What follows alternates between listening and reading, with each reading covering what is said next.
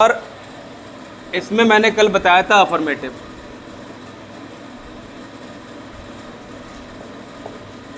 Affirmative sentence, ठीक। आज हमने क्या पढ़ना है? नेगेटिव,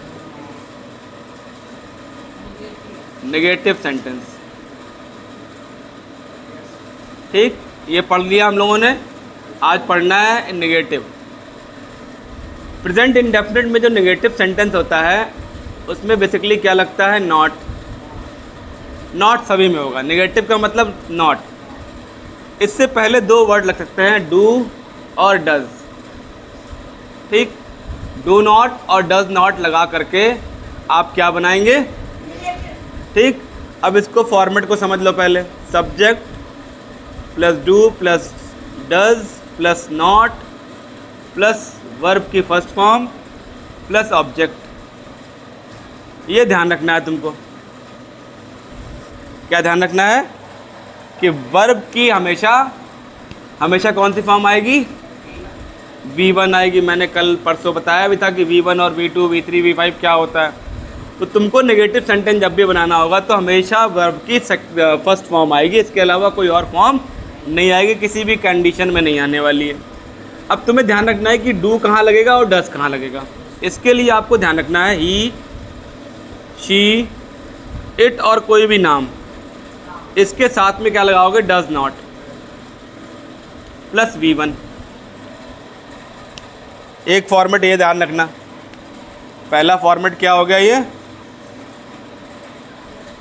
इसको बोलते हैं सिंगुलर सब्जेक्ट। ये सबके सब क्या है? कल भी बताया था मैंने, सिंगुलर सब्जेक्ट, ठीक। और सिंगुलर के बाद तुमको डज भी सिंगुलर होता है, ये भी सिंगुलर है। लेकिन वर्ब हमारी कैसी आएगी? हाँ, क्यों आएगी? सोचो जरा, क्यों आएगी? जब सिंगुलर सब्जेक्ट है तो सिंगुलर ही वर्ब आनी चाहिए। क्यों आई प्लूरल वर्ब? क्योंकि हमने ऑलरेडी पहले ही हमने singular verb, helping verb use कर लिया है, इसीलिए हमारी V1 आएगी। अगर ये नहीं होता तो हमको लगानी पड़ती अफर्मेटिव के हिसाब से, ये हटा देते हैं। इसके बाद तुम क्या डालोगे? ऑब्जेक्ट। अब सेंटेंस देखो, सेंटेंस देखो ज़रा, यहाँ पे क्या लिखेंगे? मैंने लिखा हिंदी में, वह खाना नहीं खाता है, ठीक। और वह के लिए चाहे शी लिखो चाहे ही लिखो, बस यहाँ पे शब्द बदल जाएगा। वह खाना खाती है या तो खाता है, दोनों में से एक लगाओगे आप, ठीक। अब क्या लिखोगे इसके लिए तुम? या तो ही लिखो या तो शी लिखो, और फिर डज नॉट लिखोगे। और उसके बाद खाने के लिए क्या बोलते हैं? ईट। एस नहीं लगेगा। क्या नहीं लगेगा? एस और एस नहीं लगेगा। और फिर क्या? खाने के लिए he eat, he does not eat food. बस सेंटेंस ख़त्म हो गया। अब ध्यान रखने वाली बात यह है कि वर्ब की फर्स्ट फॉर्म लगेगी, यानी एस और एस नहीं लगेगा। काट दो इसको यहाँ पे। अगर तुम लगा दोगे तो सेंटेंस गलत हो जाएगा। लिखो पहले इसको फटाफट ज़रा कॉपी में। ये डालो प्रेजेंट इंडेफिनिट सेंटेंस नेगेटिव, और डालो ये सेंटेंस आ रहे। छोटे छोटे प्रैक्टिस करोगे तभी हो पाएगा, ऐसे नहीं हो पाएगा। हाँ, मैंने एक सेंटेंस लिखा यहाँ पे, ही डैश प्ले क्रिकेट, ठीक। पहला ऑप्शन, ये तुम्हारे हाई स्कूल में ऐसे क्वेश्चन आते हैं। एक में डज नॉट लिखा मैंने, डू नॉट। दूसरा आता है डू नॉट, डज नॉट। तीसरा लिख दिया यहाँ पर डिड नॉट।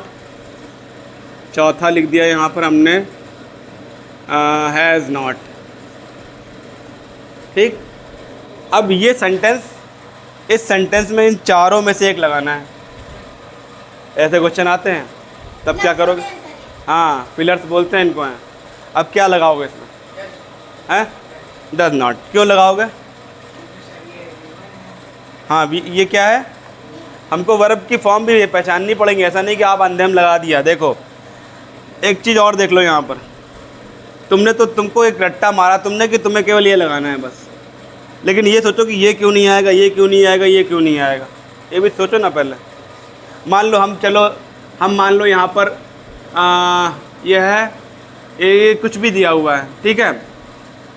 तो हम यहाँ पर एक काम और कर देते हैं, हम यहाँ पर ये भी हटा देते हैं, ठीक। ये और गैप कर दिया मैंने, ठीक। अब तुम्हें हम दे देते हैं यहाँ पे लिख दिया मैंने प्लेज, यहाँ पे लिख दिया प्ले, यहाँ पे लिख दिया प्ले, यहाँ पे लिख दिया प्लेड। अब बताओ क्या लगाओगे? कौन सा लगाएंगे अब? नंबर बताओ, 1 2 3 4 2 वाला। लेकिन अब मुझे एक चीज़ और बता सकते हो तुम, इनमें से 2 लग सकते हैं, 1 और ये 2। हाँ, क्योंकि ये पास्ट में है, ये भी फॉर्मेट सही है, ये भी फॉर्मेट सही है और ये भी फॉर्मेट सही है, तीनों आ सकते हैं। लेकिन तुमको लगाना कौन सा है ये ध्यान रखना पड़ेगा। हमेशा ध्यान रखना, कोई भी सेंटेंस आ जाए सबसे पहले प्रेजेंट को फॉलो करना। इसको फॉलो करना प्रेजेंट, फिर फॉलो करना पास्ट। अगर प्रेजेंट नहीं दिया है तो फिर पास्ट को यूज़ करो, अगर पास्ट भी नहीं दिया है तो फिर उसके बाद ये भी नहीं दिया तो फिर इसको यूज़ करो। और तुमको अभी कौन सा लगाना है? केवल ये लगाना है। क्या लगाओगे? ही डज नॉट प्ले। सेंटेंस समझ में आ गया। अब तुम ये कहो कि हिंदी लेके चलें इंग्लिश के साथ में, तो बड़ा मुश्किल हो जाने वाला है। केवल ट्रांसलेशन और टेंस के लिए आपको सीखनी है केवल क्या? हिंदी टू इंग्लिश बस। बाकी ग्रामर इंग्लिश टू इंग्लिश सीखो, हिंदी लेके चलोगे तो मर जाओगे। बिल्कुल सवाल ही नहीं उठता कि हिंदी के साथ में आप ग्रामर को सीख पाएँ। ये सारी चीज़ें देखो इंग्लिश में ही तो लिख रहा हूँ, हिंदी में तो कुछ दिखा नहीं मैंने। हिंदी में केवल सेंटेंस दूंगा बस। तो ये प्लूरल हो गए और ही शीट वाले सिंगुलर, उनके साथ में डज नॉट, इसके साथ में याद रहेगा, भूलोगे तो नहीं। अब और सेंटेंस लिखो, चलो प्रैक्टिस करो। एक एक दिन में जब बहुत सारी चीज़ें याद कर लोगे, समझ भी लोगे। मज़ा तो कंपटीशन वालों को पढ़ाने में आता है, वो उनको समझ में आता है कि यहाँ क्या पढ़ना है। तुम लोग क्या, कुछ नहीं। तुम लोगों को लगता है कि खेल बना रहे हैं। लिखो, मैं बोल रहा हूँ, लिखो